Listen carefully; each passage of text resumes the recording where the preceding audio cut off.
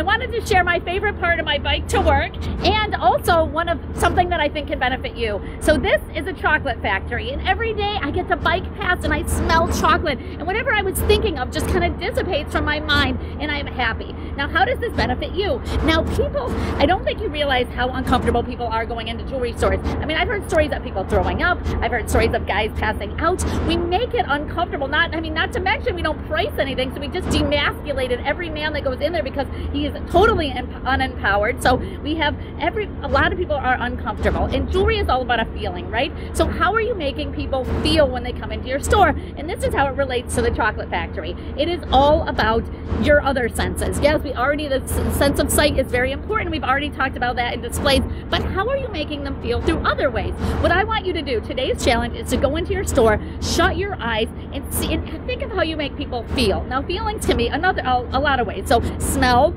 very important. There's a lot of studies, different smells that create different sales, and you can look into that. Well, music, hearing is a huge one. I remember when I was on the road and I went into this jewelry store, and it was beautiful, but it was creepy because there was no music and it was totally quiet, and you could hear a pin drop, and it was uncomfortable, and you could hear people clear their throat, and it was awful. It was awful. I felt uncomfortable in a jewelry store, and I love jewelry stores because it was so quiet. Now, there was a wine store, and they did some studies that they played French music, and sales of French wine went up 77%. And they played Italian music, and sales of Italian wines went up. So the music does make such a difference.